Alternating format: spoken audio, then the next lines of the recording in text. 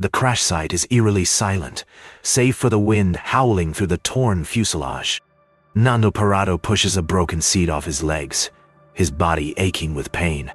Blood stains the pristine snow, marking where passengers were thrown from the wreckage. A young man sobs over the lifeless body of his friend, shaking him as if he might wake up. Fabio Chavez, another survivor, clutches his bleeding forehead, trying to focus. The cold bites at exposed skin, turning breaths into thick clouds of mist. Someone calls out weakly from within the wreckage, their voice barely audible.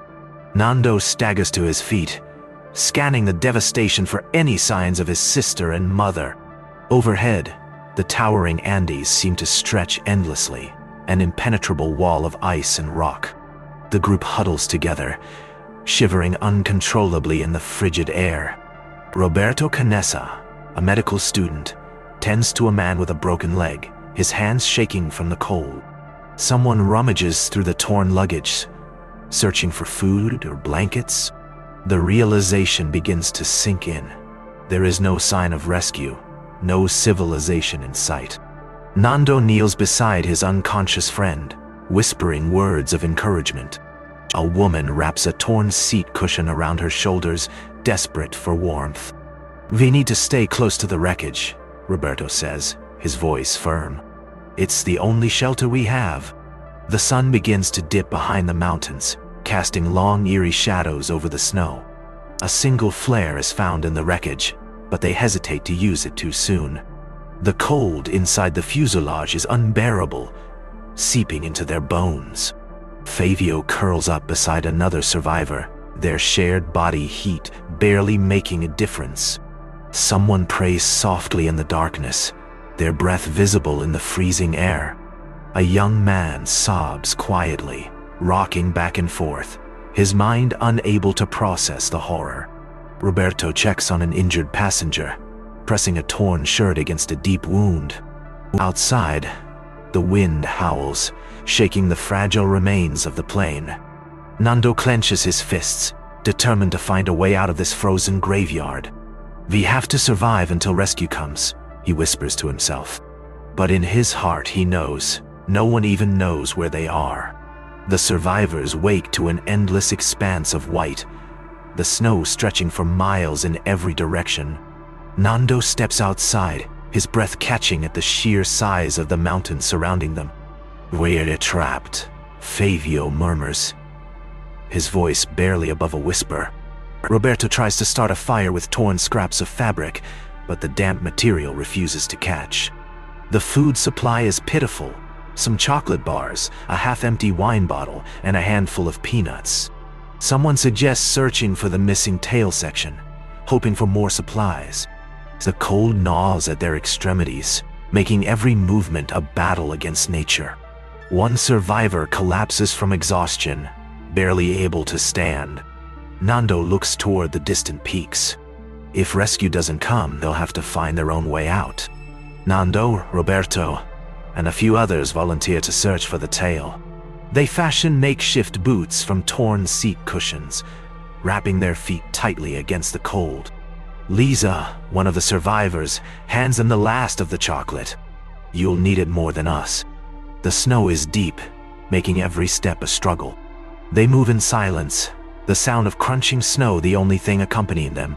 The mountains loom above them, an unforgiving fortress of ice and rock. After hours of walking, exhaustion begins to set in. Nando shields his eyes from the glare of the sun on the snow, scanning the horizon. Then, in the distance, Roberto spots something, twisted metal sticking out of the ice. Nando reaches the wreckage first, his breath coming in ragged gasps. The tail section is twisted, half swallowed by the snow, its interior barely visible. Roberto wipes frost from a shattered window, peering inside. "There might be supplies in there," he mutters, forcing his way through the jagged opening. The others follow, stepping carefully over the broken debris. Inside, suitcases are strewn everywhere, their contents frozen solid. Lisa pulls out a bottle of aspirin, her fingers shaking.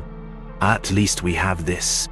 One of the men finds an old transistor radio, their first real chance at contact. Hope flickers in their chests, but the bitter cold reminds them. This is only the beginning. Inside the fuselage, the survivors curl up together, seeking warmth. Fabio shivers violently, his lips turning a dangerous shade of blue. Lisa shares the last of their chocolate, breaking it into tiny pieces to make it last. The fire they built earlier has long since died, leaving only embers. Mia, one of the younger survivors, clutches a photograph of her family, whispering prayers. The howling wind outside makes the fuselage creak, as if the mountains themselves are groaning. "They'll come back soon," Fabio whispers, though doubt lingers in his voice. A man in the corner of the fuselage stares at the empty food wrappers, his jaw clenched.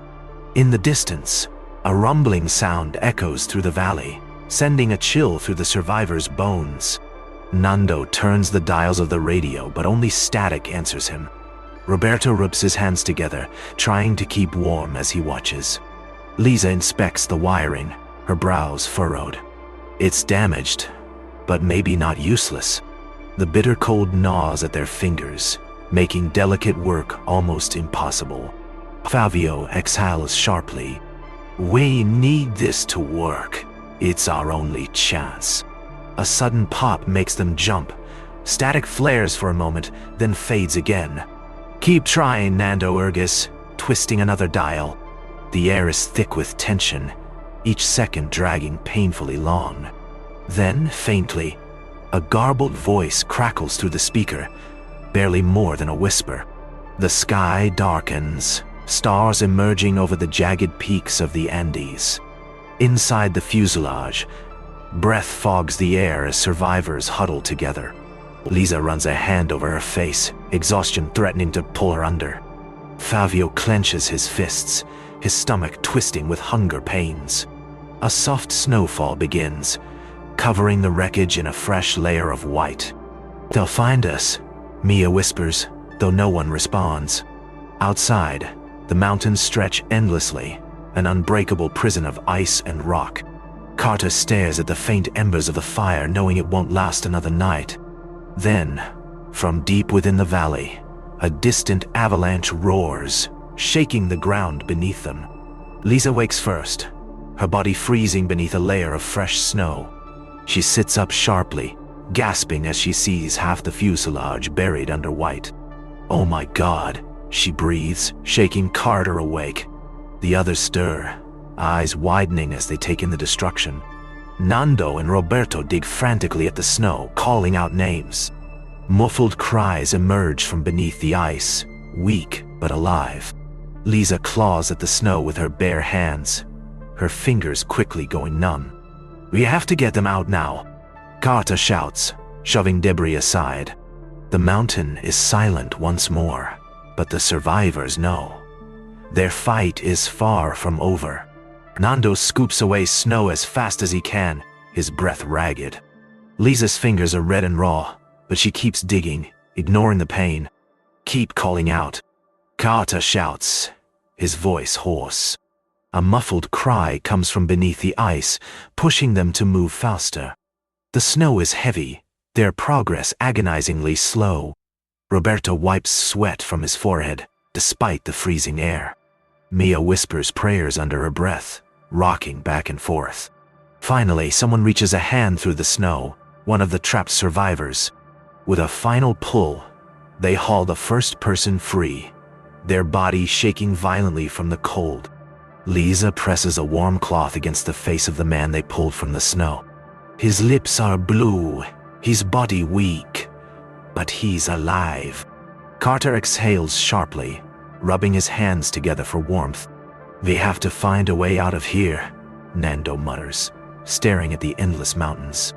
Mia sniffles, wiping tears from her frozen cheeks. "But how?" Roberto looks toward the battered remains of the fuselage. "We can't stay here forever." The wind howls outside, rattling the broken metal. Lisa glances at their dwindling food supply, knowing it won't last. Carter finally says what they're all thinking. "We have to walk out of here." Nando tightens a strip of fabric around his boots, bracing for the journey ahead. Roberto secures a small bag with what little supplies they have left. Lisa hugs Mia tightly, whispering, "We'll come back, we promise." The cold stings their faces as they step outside the fuselage. The remaining survivors watch in silence, knowing this may be their only hope. The mountains stretch endlessly before them, an impossible expanse of ice and rock. Carter takes the first step, leading the group into the unknown. Nando glances back once, memorizing the wreckage they're leaving behind.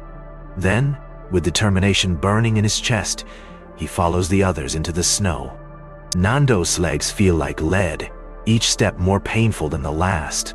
Carter stumbles, barely able to keep himself upright. The wind whips against their faces, cutting like a blade. Roberto pulls his scarf tighter, forcing himself forward.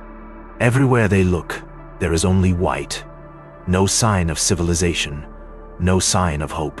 Lisa's voice crackles over their makeshift radio, asking for updates. Nando grips the radio, whispering, "We keep going. We don't stop." Their bodies are weak, their minds screaming for rest. Then, just as they think they can't take another step, Roberto points to something in the distance, faint but unmistakable. Footprints. The roar of helicopter blades shatters the silence. Mia gasps, covering her mouth as tears spill down her cheeks. Lisa stumbles out of the wreckage, waving frantically. The rescue team moves quickly, wrapping survivors in blankets and carrying them to safety.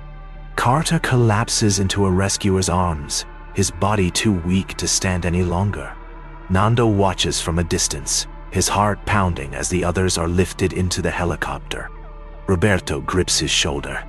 "We made it." Lisa clasps Nando's hand as they board the rescue chopper, the Andes finally behind them. As they rise into the sky, the wreckage disappears below, swallowed by the snow. A place of death, but also of survival.